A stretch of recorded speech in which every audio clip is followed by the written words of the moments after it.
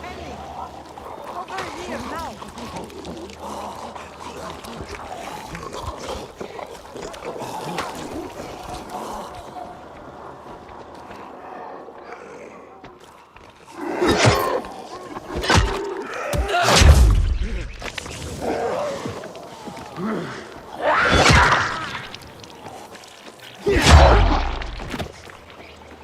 You can't just run off like that, Henny. Granny's not as spry as she once was. Henny, I'm not... Aren't you cold, darling? You never knew how to dress appropriately. I remember back in preschool how you would put your undies on your head. I'm sorry, but I think you're mistaking me for somebody. It's about time you made it back here, Henny. I'm feeling a bit out of sorts today. Why am I even standing here? Aha! Did you get... Do you have those, Help me out here, Henny. I'm sorry, I'm Aiden. Aiden. And I really have to get going. Pills. That's it. You were supposed to bring me my pills. Ran out this morning. And my mind's all sort of foggy. I'd like to help, but Yeah. Okay, let's see. I'm sorry, Grandma. I forgot to pick up your pills. Can you remind me which pharmacy I have to go to? God, I've forgotten everything. Where do you usually keep these pills, ma'am? No matter, Henny. You were supposed to refill my script at the pharmacy. Pharmacies aren't really open for business these days. God, I've forgotten everything. Ah, I know. This group of nice boys came this morning for coffee. No, it was for tea. And they made me... I lent them my last bottle. They had such funny masks on their faces. You were robbed by renegades? Ah, yes. That might be what they called themselves. But they were nice boys. All right, don't worry, Grandma.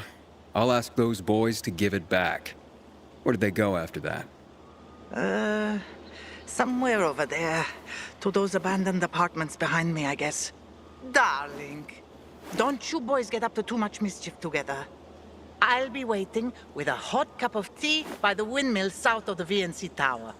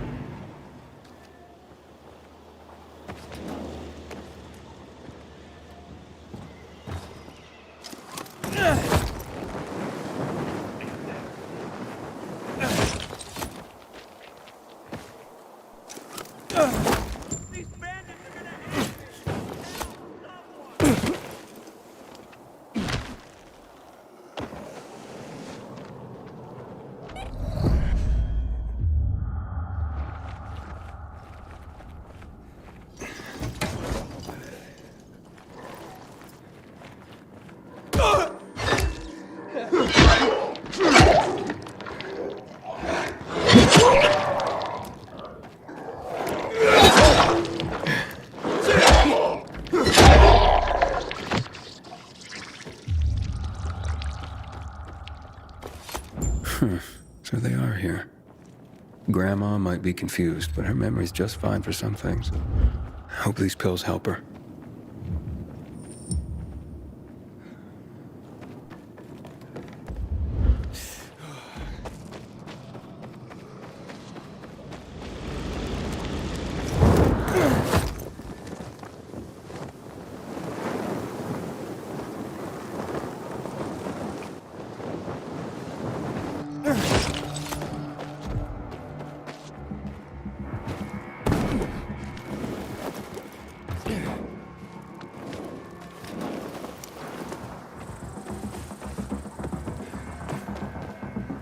Here you go, ma'am.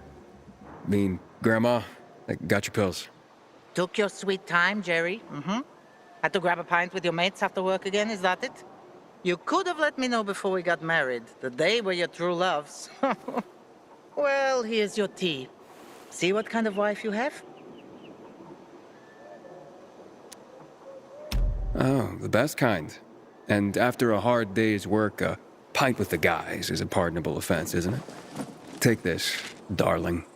You'll feel better.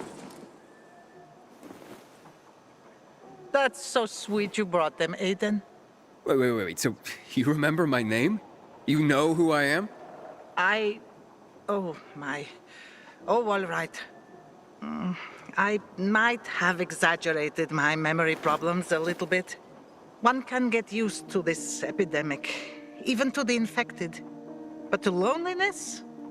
Never. What's the point of surviving if I have no one to share my life with? And you. Do you have a grandmother still alive? Do you drop by for tea with her? Never had a grandma. Truly? Then you do not even know what you are missing. I know so many stories. Would you like to listen?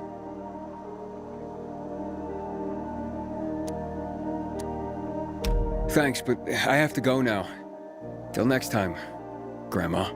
Yeah, as you wish, darling. Once the tea cools, I'll take my pills and go for a walk. Maybe I'll meet someone else. Here you go, ma'am.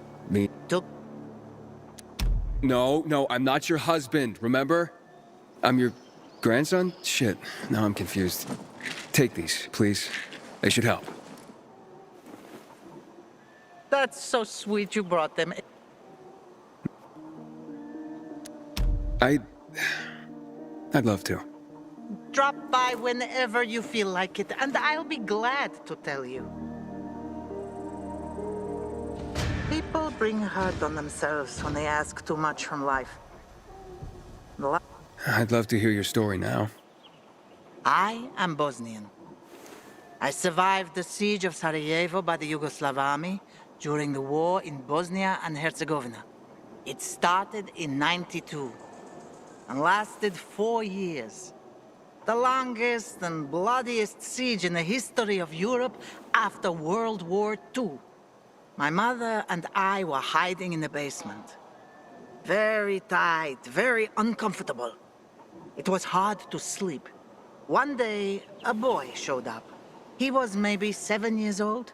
His name was Daniel. His parents had been killed by mortar shells. Higher up, you could sneak away from snipers, avoiding unprotected streets. But you could never predict where the missiles would fall. It was only a matter of time before Daniel would die. He came by every day, but my mother never suggested that he stay the night. We lacked food, and a third person would have made it impossible to sleep.